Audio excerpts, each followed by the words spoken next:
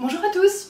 Alors aujourd'hui on se retrouve encore pour quelques séances commentées. Je voulais déjà commencer par vous parler de nouveau de l'importance du calme, de l'instant présent, et c'est vrai que je vous parle beaucoup du calme, de l'instant présent dans le cadre des exercices, mais ça peut être vraiment très intéressant d'aller simplement travailler ce calme avec son cheval en prairie sans rien vraiment lui demander en fait. Et donc par exemple en fait simplement d'alterner entre marche et moments vraiment dans l'instant présent, vraiment dans le calme à l'arrêt, alterner entre ces deux choses-là en prairie. Et donc ça va permettre un petit peu de gérer en quelque sorte les focus du cheval. Donc si par exemple on a envie que le cheval s'intéresse au sol ou s'intéresse à un objet qu'on a posé en prairie, on va simplement marcher tant que le cheval fait ses activités et ne s'intéresse pas à l'objet, on va rien lui demander. Là on n'est pas vraiment dans un exercice.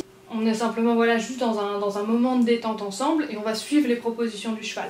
Et donc quand le cheval va commencer à s'intéresser à cet objet qu'on a mis en prairie, tout de suite là on va s'arrêter, on va se mettre dans l'instant présent, on va se mettre vraiment dans le calme à 100% pour montrer au cheval que c'est ça qu'on voulait. Et ça c'est une manière aussi que vous pouvez réutiliser après quand vous travaillez en liberté, que ce soit en carrière ou même en extérieur. C'est encore une manière parmi d'autres que je vous ai déjà montré, une manière de récompenser le cheval quand il est curieux, quand il s'intéresse à un objet. Ça, de s'intéresser comme ça à divers objets, de changer en quelque sorte de focus là aussi, ça permet aussi au cheval de s'apaiser, de s'orienter vers différentes choses, ça comme on l'a déjà vu. Et donc voilà, et dès que le cheval ne s'intéresse plus à l'objet, de nouveau vous marchez, etc.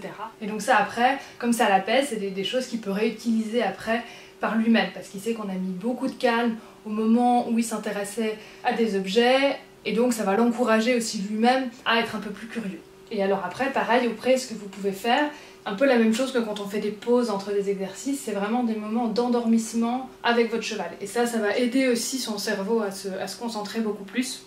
Et donc là par exemple avec Caresse, un peu ce que j'ai fait là en allant la chercher en prairie, je voulais qu'elle s'endorme vraiment avec moi mais qu'on fasse un cocon vraiment ensemble. Donc de nouveau c'est parti de sa proposition en fait, elle faisait un petit peu sa sieste au soleil, j'ai senti qu'elle n'était pas très motivée à bouger, donc de nouveau c'est parti de son idée et simplement de sa proposition je lui ai demandé d'aller un peu plus loin, de faire cette sieste avec moi. Et donc je me suis approchée. J'ai attendu évidemment qu'elle m'accepte près d'elle pour la sieste. Et après je me suis mis vraiment dans le calme très profond, en vraiment une respiration très lente, très douce, vraiment proche comme si moi aussi j'allais m'endormir. Et alors dès qu'elle penchait sa tête vers moi et tout, là je me décontractais vraiment à 100%. Par contre, dès que je sentais qu'elle avait envie de regarder un peu ailleurs, de se tendre un petit peu parce qu'elle avait entendu un bruit, là tout de suite, soit je me mettais à marcher, soit à me balancer un petit peu, ça dépendait. Et de nouveau, je me relâchais dès qu'elle était détendue, dès qu'elle était avec moi, pour lui montrer, regarde, c'est quand même plus confortable quand on est comme ça, que quand on regarde en l'air en étant inquiet. Donc ça pareil, un moment d'endormissement de calme, et de nouveau, ça peut vous servir aussi à apaiser votre cheval. Et ce qui est vraiment important là, quand vous faites ça, c'est le moment où vous allez vous remettre à marcher ou à vous balancer un petit peu parce que vous sentez que le cheval va se déconnecter. Il faut le faire avant que le cheval tourne la tête ou se déconnecte. Une fois qu'il l'a fait, c'est trop tard. Il faut vraiment que vous perceviez le moment où le cheval, dans son mental, il n'est plus avec vous pour pouvoir lui indiquer que c'est toujours vous qui meniez la danse et pas que vous ayez un grand retard. Toujours on revient à ça. Si vous voulez un cheval fin, il faut toujours percevoir les signes avant qu'ils arrivent un maximum. Et ça, de nouveau, c'est en étant 100% dans l'instant présent que vous allez sentir ce genre de choses. Vous allez percevoir des choses qui ne sont pas encore visibles à l'œil nu parce que vous êtes 100% dans l'instant présent. Et donc ça va rejoindre un petit peu la séance que je vais vous montrer maintenant avec Avantos. On a vraiment travaillé dans la gestion des énergies, on a vraiment joué là pour le coup, mais principalement de nouveau avec le savoir-être. Et donc là, j'étais tout le temps vraiment dans cet instant présent justement pour qu'il soit très fin et pour que j'aille comme ça des rappels à distance, des reculés vraiment fins, parce que je demandais vraiment au bon moment, parce que je relâchais quand il avait déjà l'intention, comme je vous disais déjà dans une vidéo précédente, quand il avait déjà l'intention de répondre et pas forcément quand il avait déjà répondu. Et tout ça, ça va rendre votre cheval fin parce qu'il va sentir que vous êtes vraiment dans la communication profonde avec lui et que vous, des petits signes tout fins vous suffisent, donc si ça vous suffit, lui aussi il va être fin. Et être dans l'instant présent, c'est vraiment être dans le présent, c'est pas penser dans le présent, c'est pas penser ce que vous êtes en train de faire. Si vous êtes en train de cérébraliser et de vous dire « Ah oui, là faut que j'avance la main, là faut que je recule, là faut que mon cheval fasse ça », il faut que vous visualisiez tout ça, mais il faut que ça devienne tellement un réflexe que vous êtes plus dans le ressenti que dans la pensée. Si vous êtes vraiment en train de décortiquer et de cérébraliser ce que vous faites, vous n'êtes pas dans l'instant présent. Et pour le cheval, c'est pas clair. Il faut vraiment que ce soit un ressenti, une énergie vraiment qui émane de vous. Donc là, dans cette séance qu'on a fait avec Avantos, on s'est amusé un petit peu avec la palette. Pareil, je me suis un peu laissée guider par lui. Donc j'ai commencé par lui faire des demandes de revenir vers moi en rappel, parce que ça, il aime beaucoup. Petit à petit, j'ai compliqué un petit peu plus pour lui demander, de nouveau, toujours pareil, de gérer un peu plus ses émotions et se prendre en charge.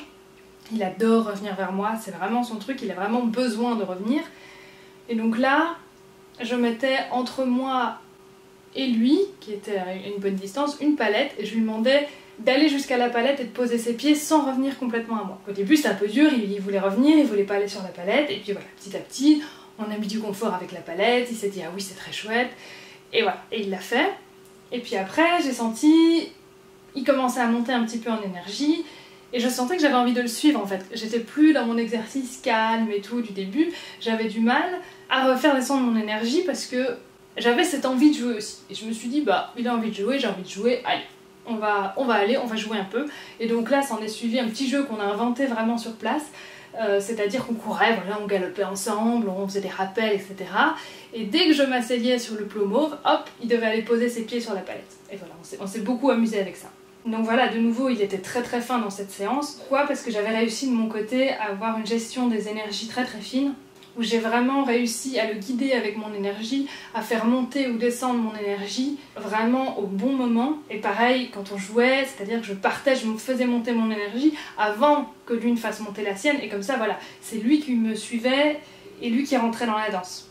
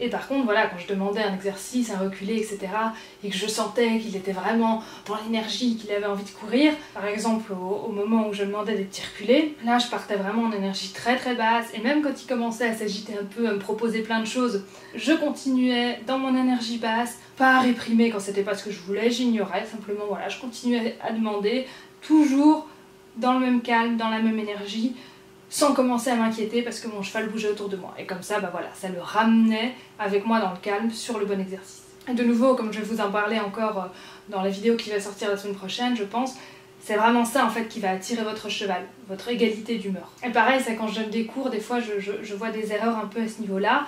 Il faut vraiment, quand vous jouez comme ça avec votre cheval, ou même que vous êtes simplement dans un suivi, dans un reculé, il faut vraiment que vous le guidiez avec tout le corps, et pas juste avec vos bras. Et quand vous êtes comme ça dans une demande où le cheval répond, le cheval est avec vous, il faut vraiment que ça soit des gestes en harmonie.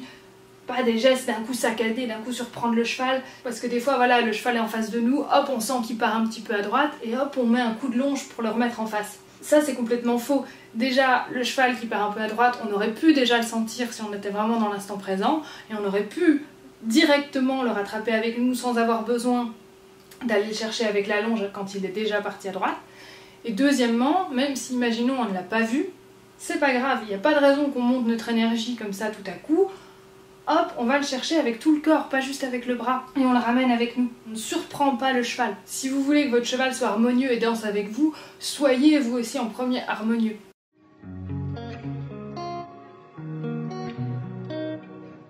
Après, si on continue avec nos séances, je vous avais déjà montré avec Caresse comment j'abordais des objets impressionnants en extérieur, comme avec les tracteurs qu'on avait abordés à pied.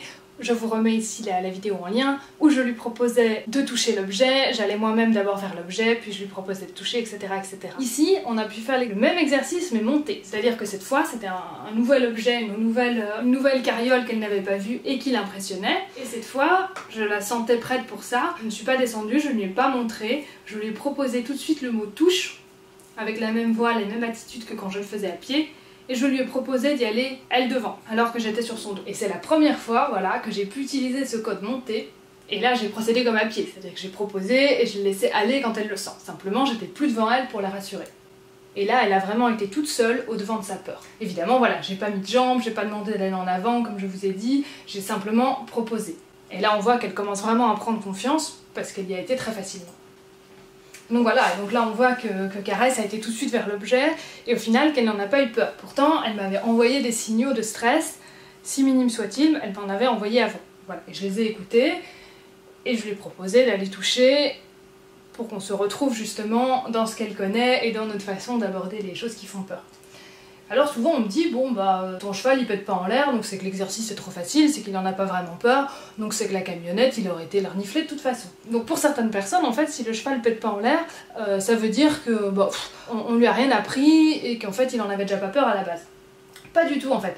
Si le cheval ne pète pas en l'air, c'est justement très bien, c'est qu'on a été dans le bon rythme et que le cheval a été respecté, a été écouté. Ça veut pas dire qu'il n'a rien appris, ça veut simplement dire que de nouveau on a entendu les petits signaux de stress, qu'on est parti d'assez loin avec les bonnes étapes pour pouvoir amener le cheval vraiment dans le confort à la fin près de l'objet. Si on a un cheval qui pète en l'air, ça veut dire qu'on n'a pas écouté tous les noms d'avant, qu'on a brûlé les étapes et qu'on a un cheval qui est obligé de dire non beaucoup plus fort. C'est-à-dire que le cheval n'a pas eu le temps d'élargir sa zone de confort et que d'un coup c'est tout qui pète, c'est les émotions qui pètent pour nous dire non. Très important, de nouveau, j'y reviens toujours, d'écouter les noms. Attention, un cheval trop calme face à une situation vraiment très stressante, c'est pas forcément bon non plus, hein. De nouveau, voilà, il faut toujours réfléchir suivant le cheval, suivant la situation. S'il y a un gros stress, le cheval peut aussi rentrer en lui, se renfermer. Et donc là, c'est par exemple le cas des chevaux de manège un peu blasés, on a l'impression qu'ils ont plus peur de rien, parce qu'ils ont tout vu, bah oui et non, ça peut aussi simplement être qu'on n'a tellement pas communiqué avec eux, qu'ils sont rentrés très profondément en eux-mêmes et qu'ils ne disent plus rien, ils ne laissent rien paraître, mais c'est pas pour autant qu'à l'intérieur, c'est pas une tornade. Donc voilà, toujours à relativiser. Après avec Abentos, on s'est amusé à faire un petit parcours monté de petits jeux, à tirer, à pousser. Donc on a commencé à pied, puis on a fait sa montée. Voilà, c'était un petit parcours avec des choses un peu ludiques. Et je propose voilà, de ce sujet pour vous parler de quelque chose que j'ai souvent entendu, qu'on me dit souvent. Voilà, j'ai un jeune cheval et je ne veux pas que mon cheval joue avec sa bouche pour pas qu'il apprenne à mordre. Donc là, on voit que c'est exactement ce que je fais avec Abentos. Je joue beaucoup avec des petits jeux où il prend des choses, où il joue avec sa bouche, en quelque sorte. Comme j'ai déjà expliqué dans d'autres vidéos, on cadre le jeu, mais on ne l'interdit pas. Et ça ne va pas du tout apprendre à votre cheval à mordre. La bouche, pour le cheval, c'est un moyen de communication. Donc il ne faut surtout pas l'enlever en lui interdisant de prendre des choses en bouche, etc. En général, quand un cheval fait ça, ça exprime un mal-être. Quand il chipote beaucoup au pansage, quand il attrape sa longe au travail, ça exprime un mal-être. Il faut aller voir derrière ce qu'il y a. Ça ne sert à rien d'interdire ce comportement. J'ai toujours appris à mes chevaux à faire des petits jeux comme ici on voit avec Abentos avec sa bouche, j'ai jamais une morsure. Car justement, ils sont bien dans leur tête, il n'y a pas un mal-être derrière quand ils le font. Il y a vraiment une grosse différence entre un cheval qui est dans le jeu, quelque chose qu'on lui a demandé et qu'il fait avec plaisir, qu'un cheval qui est en train de mordre sa longe dans l'énervement. L'énergie est complètement différente.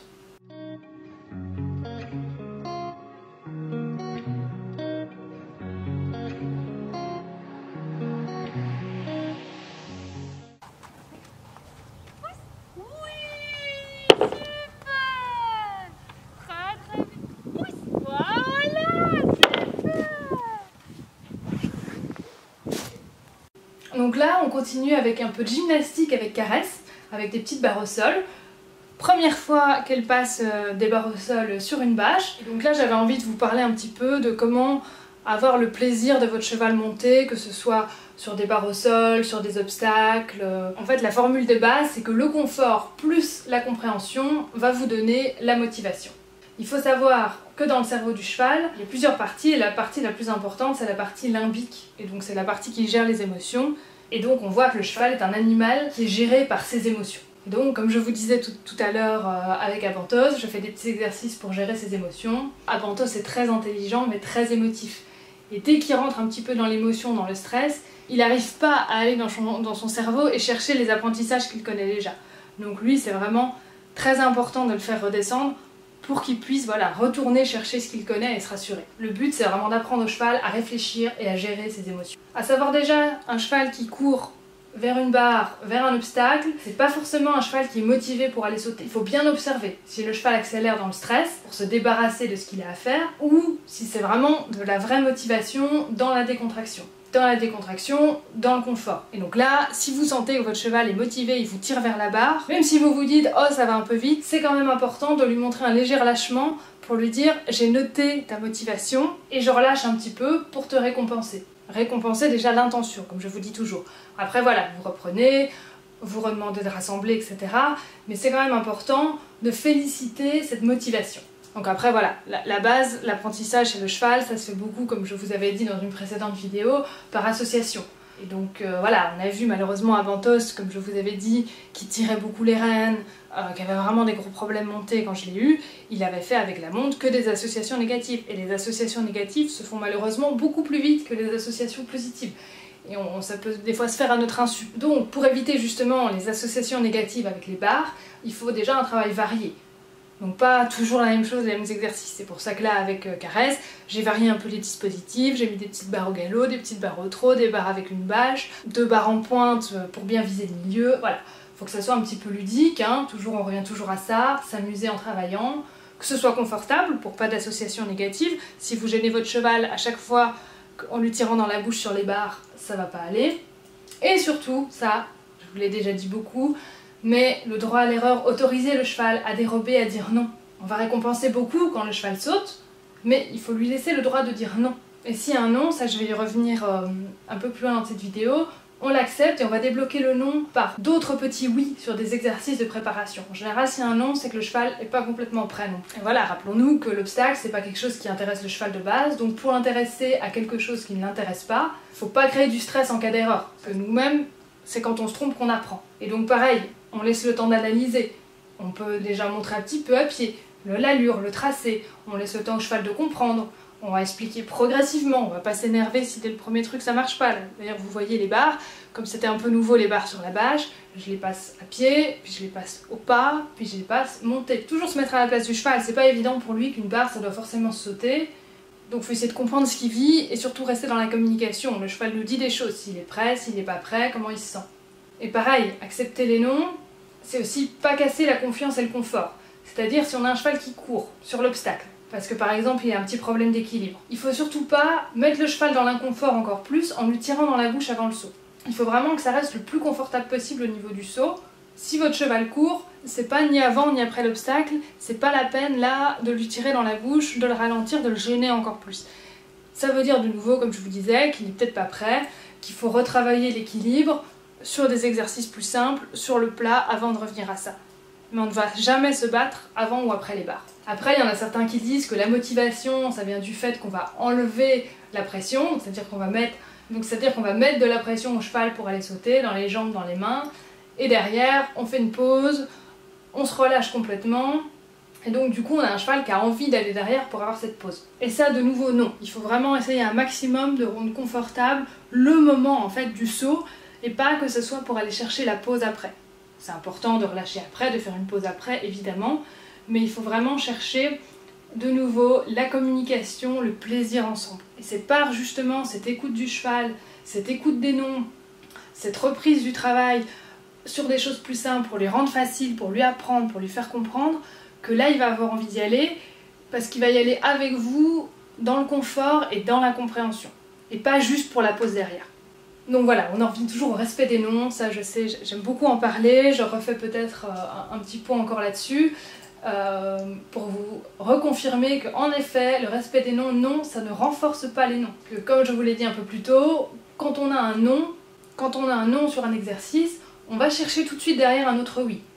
Pas forcément sur la même chose, sur un exercice plus simple, mais on cherche tout de suite un oui. Et après, on va revenir petit à petit sur le non, à la demande initiale.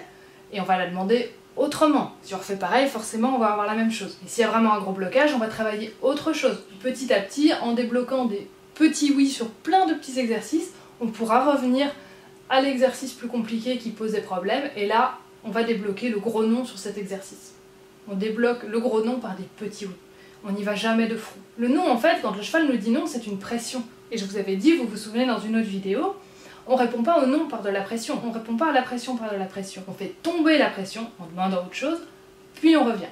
On lâche pas notre idée, c'est pas qu'on abandonne, mais simplement, de nouveau, on communique, on cherche à comprendre pourquoi, et on y revient autrement. Il faut travailler intelligemment. On demande au cheval d'être intelligent, à nous aussi d'être intelligents, et de se creuser un petit peu la cervelle pour arriver à nos fins. Et c'est toujours important d'avoir un cheval détendu avant de demander quelque chose. Pour un exemple, voilà, un cheval il peut parler qu'avec son corps, il a besoin de bouger.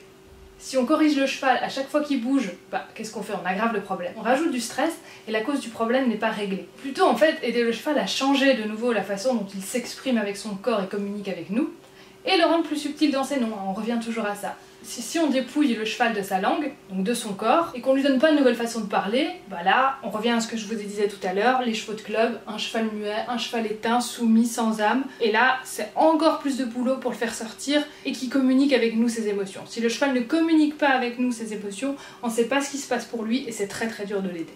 Et là, de nouveau, moi je trouve que ce serait important vraiment aux gens, aux enfants, à tous ceux qui commencent l'équitation, d'apprendre en fait ce qui est vraiment l'animal et pas ce qu'est l'équitation. Et donc d'apprendre comment comprendre les signes, comment communiquer, tout ça c'est un gage de sécurité en fait. Comprendre quand le cheval commence à se tendre, commence à pas être spécialement content, et donc ça fait partie aussi d'apprendre le respect de l'animal. Donc on dit toujours que le cheval doit respecter l'humain, mais avant tout il faudrait déjà que l'humain respecte le cheval. Surtout que c'est une école de la vie et c'est beaucoup plus enrichissant que juste d'apprendre à monter. Comme je vous avais déjà dit dans d'autres vidéos, ça permet d'apprendre à gérer ses énergies, gérer ses émotions, apprendre à transmettre des choses, à transmettre sa joie, apprendre à ressentir, faire passer des choses, faire confiance, donner confiance. Voilà, et je trouve que ça devrait passer simplement par apprendre le pensage, à écouter, à se connecter et à choisir du coup la séance ensemble avec le cheval, pour éviter justement ce que je vous disais tout à l'heure, des chevaux qui perdent leur personnalité et se rentrent en eux.